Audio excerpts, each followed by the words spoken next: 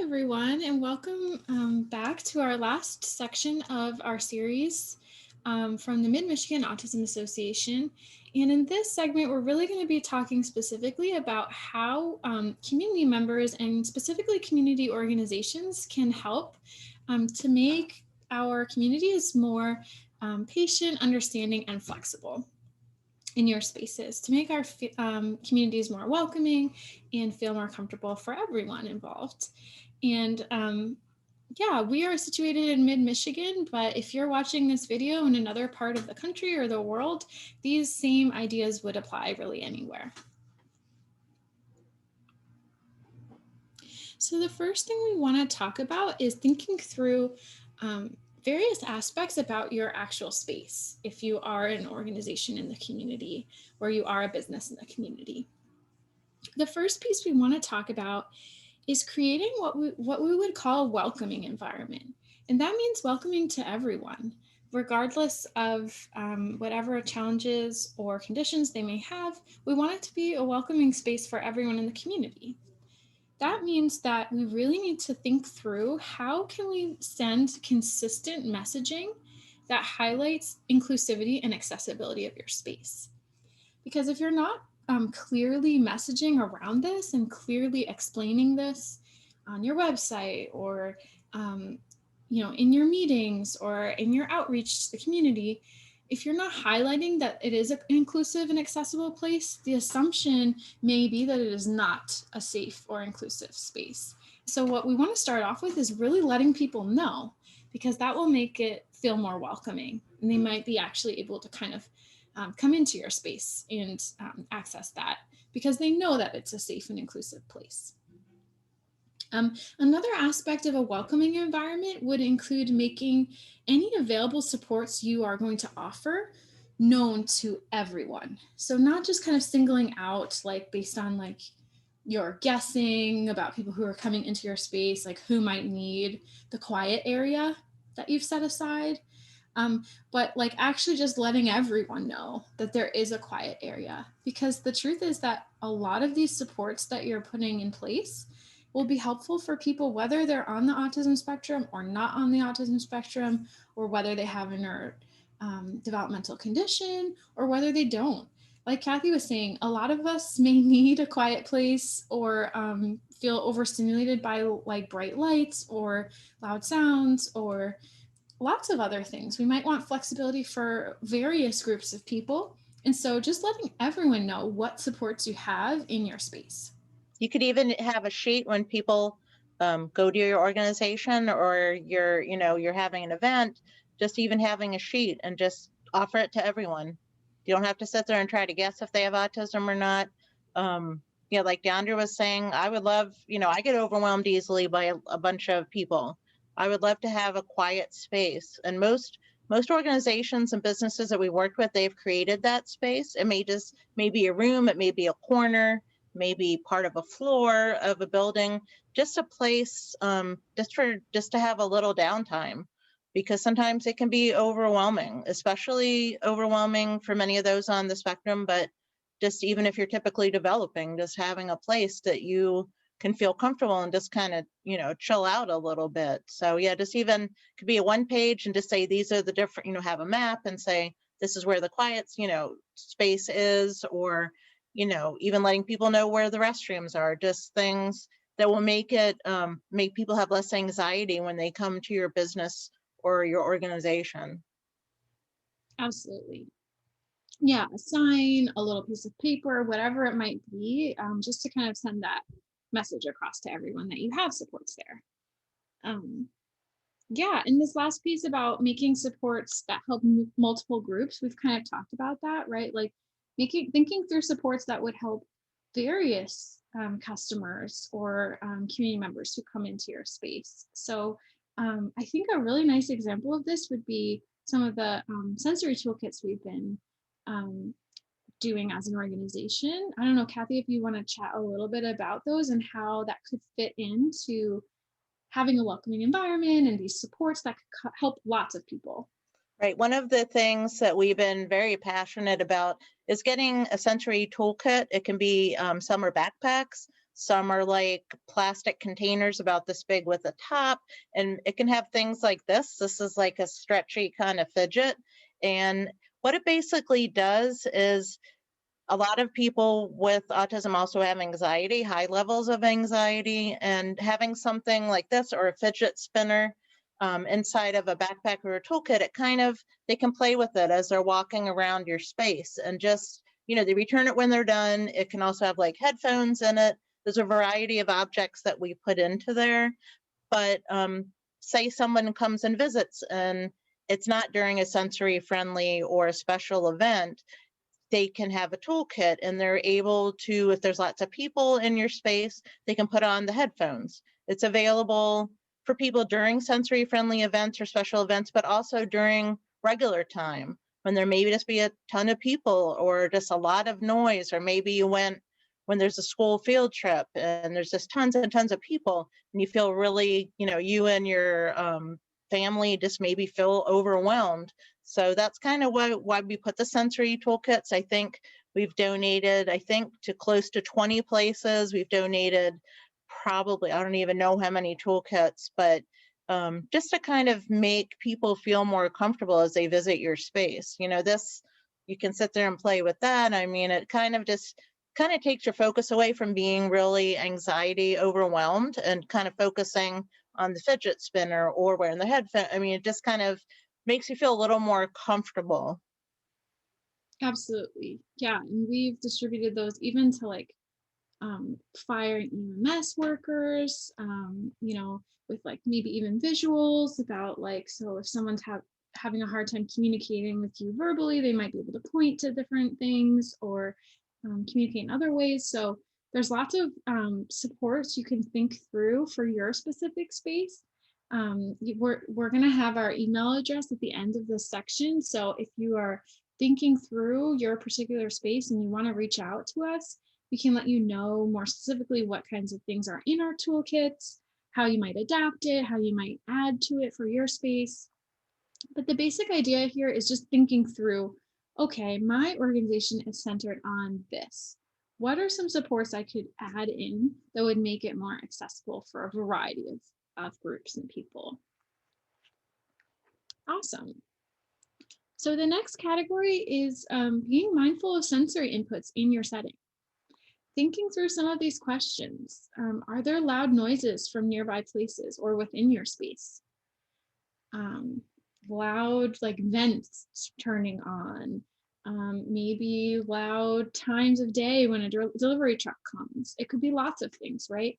Being aware of those times and thinking through like, okay, that's probably, if the delivery truck is coming around 11 a.m., that's probably not a good time to have a sensory friendly event. Or you might really, if you notice that somebody wants to use a toolkit or something like that, you might let them know ahead of time or let everyone know with a sign like, it might be particularly noisy in our space at this time of day, something like that. Another question you might ask is, are there fluorescent lights in your space? Are they tending to flicker? That could really, again, be an aversive experience sensory wise for a lot of people, myself included. And so really being aware of these kinds of things that maybe don't pop out at you, but would be really helpful for a lot of people. Another question might have to do with temperature in terms of sensory input. So is the temperature in your space consistent and predictable? Is it extremely hot or extremely cold for whatever reason? And then thinking through like, how can I make it more consistent or predictable? Or at least how can I let people know, hey, the reason why it's not going to be predictable is this. If you're sensitive to hot temperatures, the coolest time of day at our organization in terms of the AC would be this time of day, or whatever it might be for your You, place. you could also put that on your website. You Mm-hmm. can say, 10 to 2 is field trips. You might want to pick a different time when it's not so busy. It's just as simple as just adding a page to your website, kind of a know before you go kind of checklist. Mm-hmm. And people with high anxiety, people with autism and other disabilities, they like to know as much as they can ahead of time. So, some buildings are not air conditioned. I know the MSU Museum is not air conditioned. So you don't want to go up to the top floor when it's August, because it's going to be unless you like being very warm. So it's kind of good to kind of know, like I said, it can be as easy as just putting it on your website. And so people can just take a look and say, okay, I don't want to go when it's really crowded, because that's when they do school field trips. So maybe we'll go an hour before or an hour after. So just simple little changes. It doesn't cost anything. All you can just do, um, you know, like Deandra's been saying, where we're highlighting inclusivity and accessibility. So you're trying to help those individuals that may have a little bit of a harder time in unfamiliar places. It kind of gives them just a little bit more confidence and want to go visit your organizations or your businesses. Yeah, I love that idea of like a web page, know before you go, or inclusivity at our space, or something like that can really go a long way, because a lot of times folks are really looking at those websites ahead of time and really want to prepare themselves for success, and that's a really easy way you could let people know. Awesome.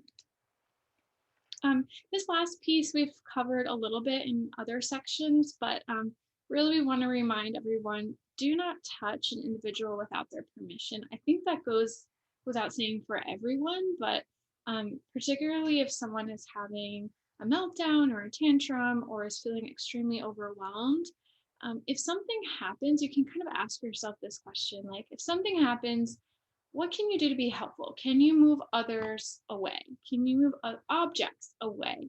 Can you make that individual or that family feel more comfortable by removing other pieces of the environment that may make things worse? Um, Again, crowds, staring, all these kinds of things are just going to make things even harder for that individual or that family. And that's a really nice way you could be helpful. Again, asking the family or the individual, approaching them like calmly and slowly and asking, what could I do to help support you? And using that as your jumping off point. And then again, helping manage the environment, but we don't want to physically intervene unless, again, there's some extenuating circumstance where there's a real danger or safety concern. Um, Again, we talked a little bit about a quiet space or a removed space where people can help regulate themselves if they are having a hard time. So thinking through for your setting, is there a space that someone could go to if they did need to work through a meltdown, or they were feeling really overwhelmed or stressed, or they were having some sort of medical concern? What kind of space can you set up in your setting for any of those kinds of things? And again, that would help the individual or the family be able to manage that without you needing to be physically intervening.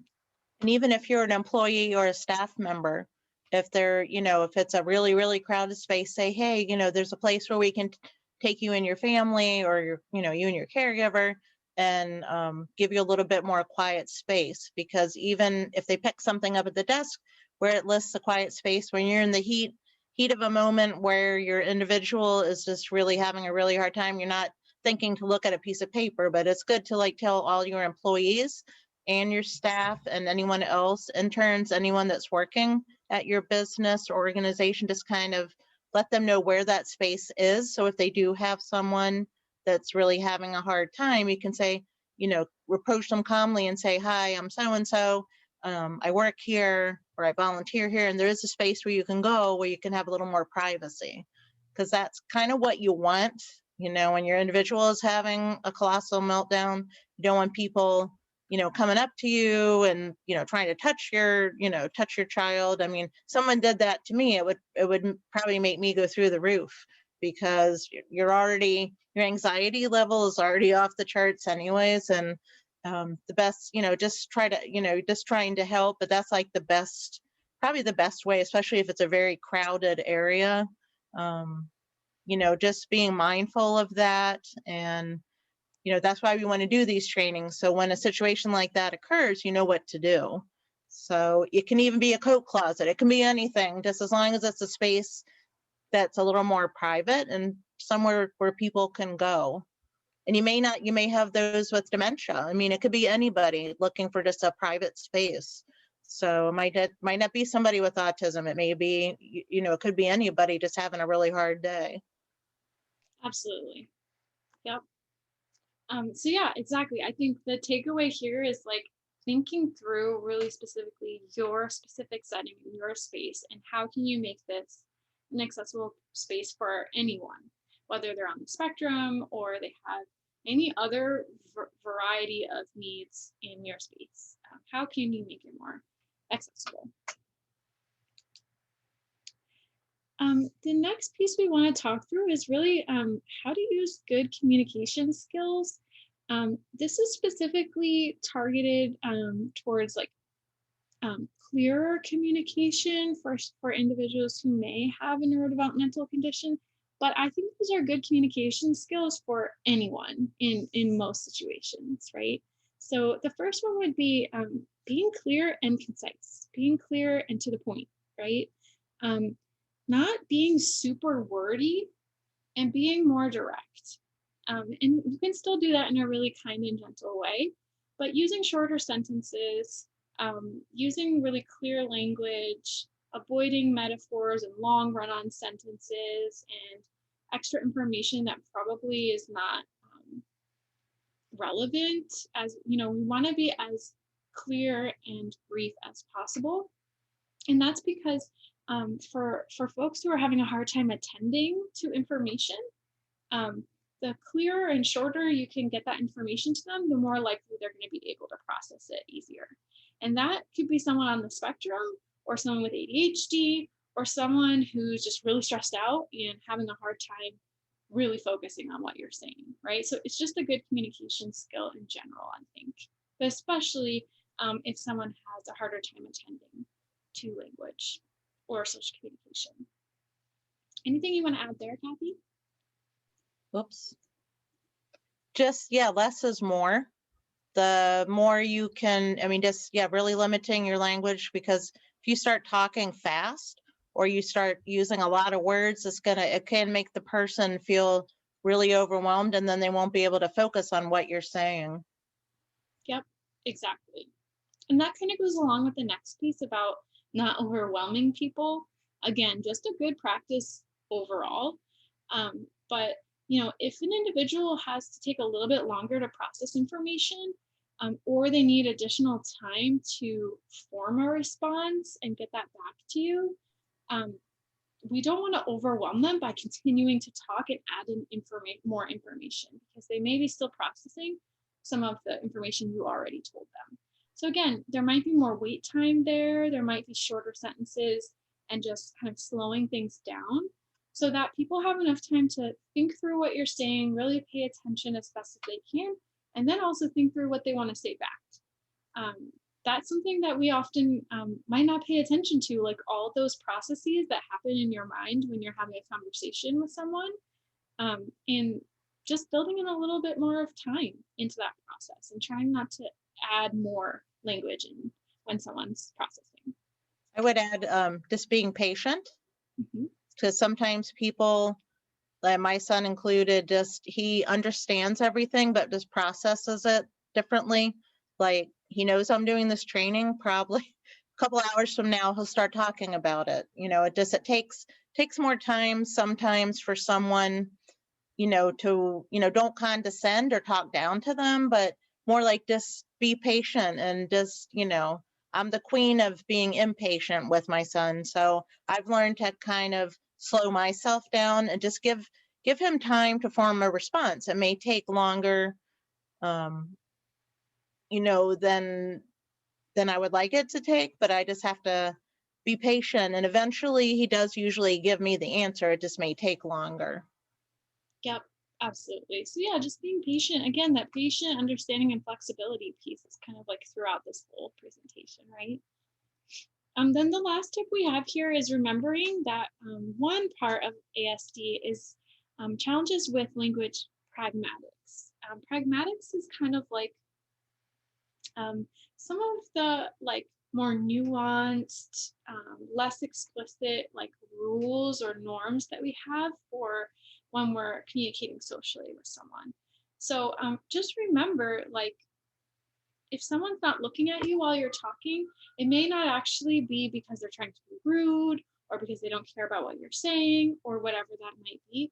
It may just be that that person doesn't like to or doesn't tend to communicate with eye contact at the same time. And just being, again, understanding of that and flexible.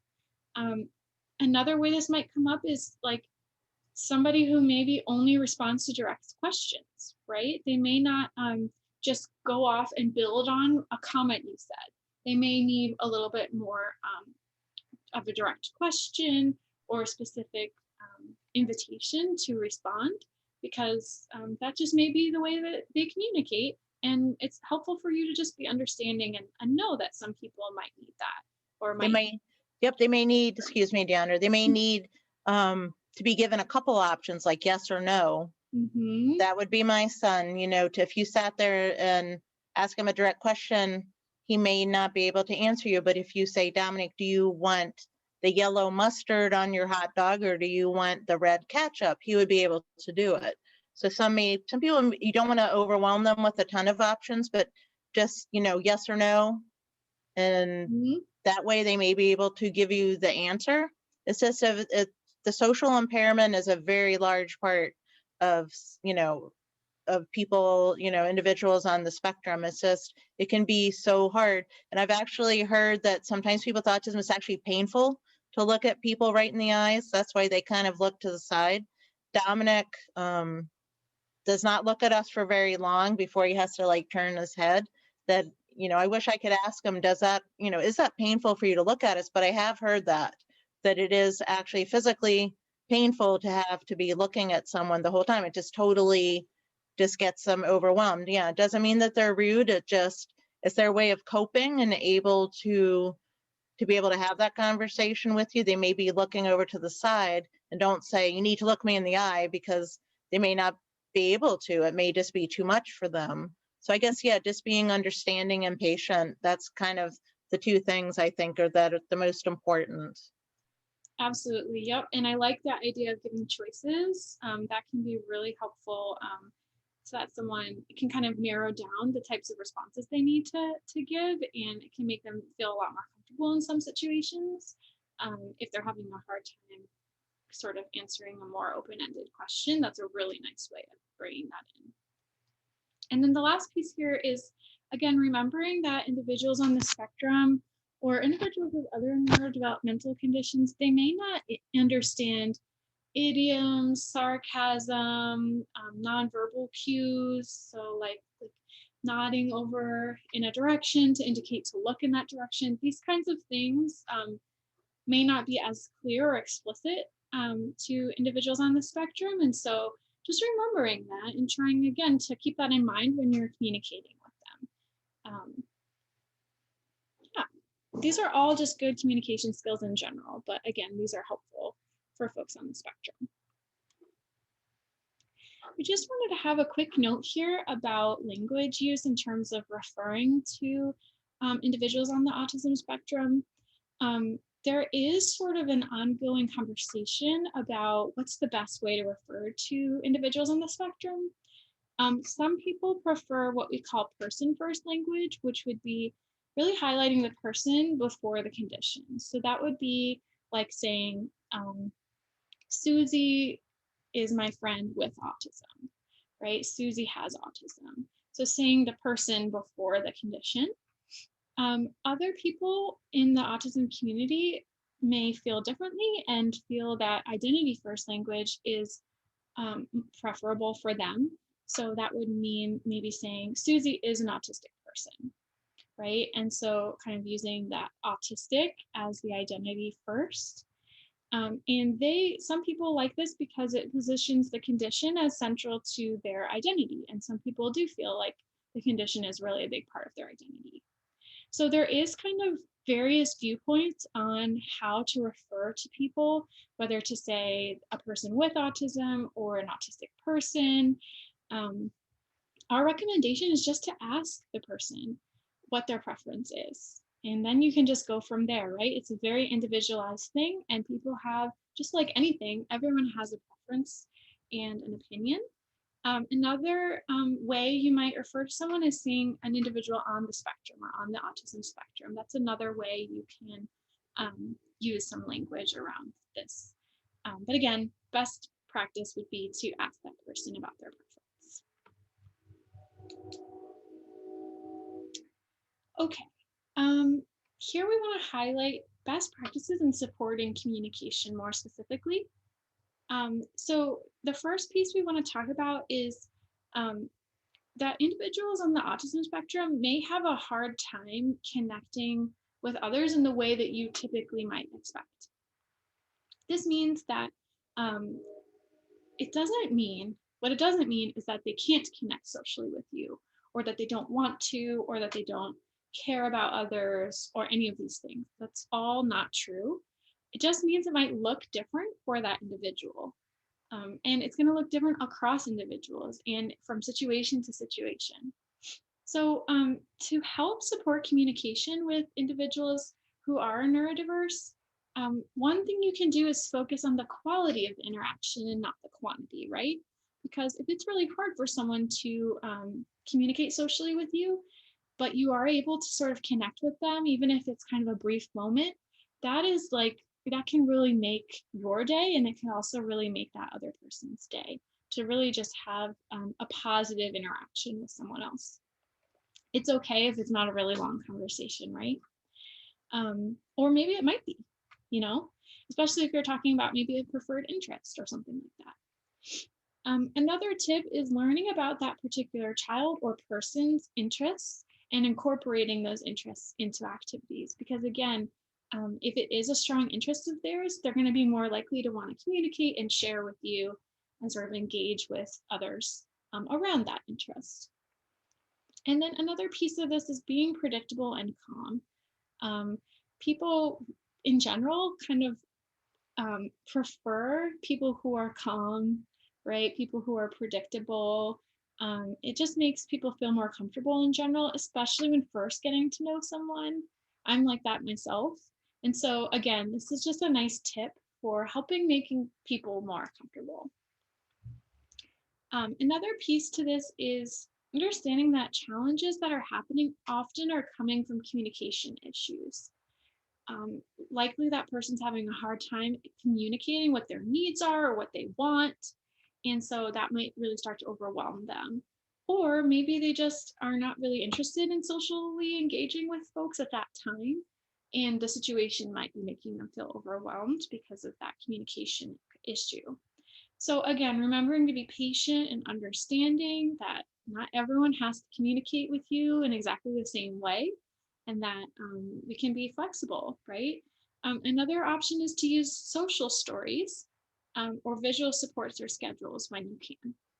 So a social story is sort of like a book or a PDF or something that actually has pictures of what that person can expect when they come into your space or into a specific activity.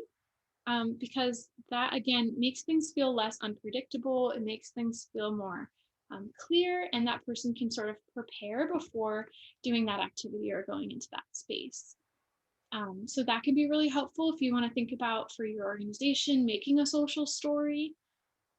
Other things you can do with visual supports would be including pictures on directions, right? So that somebody could maybe attend to the picture if they're feeling overwhelmed.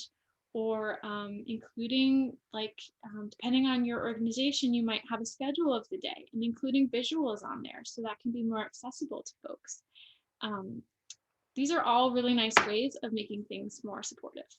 And if you don't have a social story, we can help you make one. Mm-hmm. So that's something that we can help you with. Some organizations around the mid-Michigan area have social stories on their website. And it takes you from the very, very beginning, like getting out of your car. You know, these are the entrances to your building. And once you're inside, and it just kind of takes you through all the different things that you don't think you would have to think about, but someone with high anxiety or autism that likes routine and predictability, it kind of takes a lot of the anxiety away. But that is definitely something we can help you with. Dominic has done numerous social stories for different organizations around town. yeah, at the very end of our presentation, in our training, there'll be our email address. So once you can just send a message to that, and we'll be glad to come and help you set that up. And you can have social stories and the supports and schedules on your website, but you can also have them at your business or your organization. Have it at the, the help desk or the front desk when people walk in. Just, it just kind of helps. It alleviates a lot of the anxiety, I would say, to have those social stories and the different supports. Absolutely. Yeah. Thanks for sharing that, Kathy, because I think a lot of families find them really helpful. And it's so nice when I see the ones that you and Dominic make. They're really fun. So yeah, please do reach out if we can help support your organization with making some social stories or visual supports. And then the last piece here we want to talk about is just this very basic piece, which is expecting that things are going to go wrong for everyone. Like little things will always go wrong. Nothing can be perfect all the time. You can plan for lots of ways to help people, and there might still be little instances where something happens that you didn't expect, and that's okay, right? So just trying to fix misunderstandings if and when they do come up. Don't expect everything to be totally perfect because you came up with this beautiful plan and you thought through everything, and then you know, someday somebody comes in and they still have a meltdown because something else that you didn't consider maybe made them feel overwhelmed, right? That's okay. You want to just try to fix the misunderstanding, try to be supportive to those individuals, and then make a plan for next time about how you can make your space more welcoming. If there was something that you could do to change the environment to make it more accessible and welcoming. And again, if there is a meltdown or a tantrum or whatever might happen, again, giving those individuals space and appropriate alternatives if you can. Okay, and then in terms of more specific techniques about how to support behavioral and emotion regulation, um, these are some just handy little tips that again are helpful in general, but especially for individuals who are on the spectrum. So the first piece, disruptions in daily routines or expectations, um, we want to try to minimize those as much as possible. So trying to keep your expectations clear and again brief, explaining any rules that are expected really clearly and briefly. Sticking to a routine or a schedule when possible can be really helpful. If that is a possibility in your organization, letting people know what to expect ahead of time can really go a long way. And again, if there is going to be a transition from an activity to another activity or from one space to another space, it's really helpful if you can provide some preparation for that individual or family. So giving like a warning, like, okay, everyone, in 5 minutes, we're going to move to our next activity.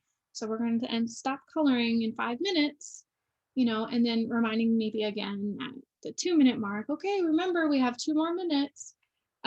These kinds of preparation warnings can really go a long way for individuals on the spectrum and also a variety of other people.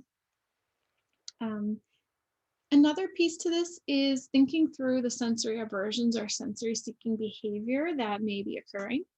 So, really being mindful of what your environment is like, as we talked about before, and thinking through those quiet spaces for sensory exploration. Maybe you have some of those fidgets or something like that to help that person sort of be able to self soothe. Anything you want to add there, Kathy? Yeah, I was just going to say one thing you might not think of are smells. Mm-hmm. Like, you don't want to have the quiet space next to the bathroom, because then people coming out of the restrooms may have the automatic hand dryer, and that can be very loud. So, I mean, just kind of thinking about, the different smells. Like, you don't want to plan a big sensory friendly event right after you just painted your whole building. So, Mm-hmm. smell is one of the things you don't think of. Mostly you think of, the bright lights or covering your ears because things are too loud, but there also can be just different smells. You can even, in your organization, if you're a museum or something like that, you could make a map and just have, put on there loud, this will be a loud area, or this will have more of a smell, just so people, because some some people are highly sensitive to smells, and just to kind of be kind of mindful of that. But then in the same regard, you have those that are sensory seeking. So maybe having things, more tactile things for kids to try, or maybe things they want to smell. They may always be kind of, the ones that are sensory seeking may be craving, wanting to smell something or wanting to touch something or wanting to see something. So, with us, we're always trying to sensory avoid because of Dominic's epilepsy and seizure. But then there are those on the other end that are always kind of seeking those sensory things. So just kind of be thinking about that in the back of your head, especially when you're thinking of both the space for sensory exploration, but also the quiet space. Just kind of think, where will this be located that families can find it easily, but then also will, be, like I said, not next to the restroom or the front door, somewhere that will be, just kind of think about it. And it doesn't take any extra money or anything like that. Just kind of be thinking through where the best place for those two things would be, both for the sensory exploration and also for the quiet space. Absolutely. Yeah, I totally agree with everything that you said. You really want to think about these sensory inputs that you might not even come first to your mind, right? And thinking through how you can be supportive. Um, Great. And then this last piece is really just thinking about other ways people can communicate with you in your setting. Can they write on a whiteboard? Can they draw you a picture? Can they point to a laminated piece of paper about their preferred choice of activity? There are lots of other ways that you can think through how people can communicate with you that may be more accessible to those people. And so again, we love consulting with folks to help think through more specifically what that might look like in their space. So please do reach out at the email, which will be at the end of our presentation, if you want some specific help around your space.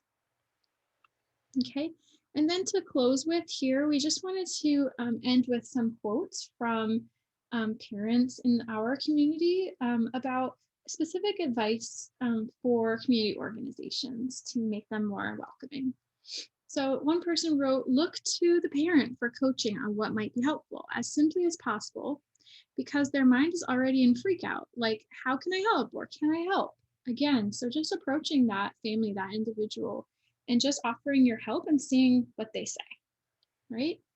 Someone else said, meltdowns are tough. If it were me, I'd like the most graceful exit possible, an exit to remove the sensory overload and allow space to decompress, right? So making that exit, that quiet space available to someone, reminding them that it exists, helping clear the area away of other customers or people or other objects in the environment that may be getting in the way.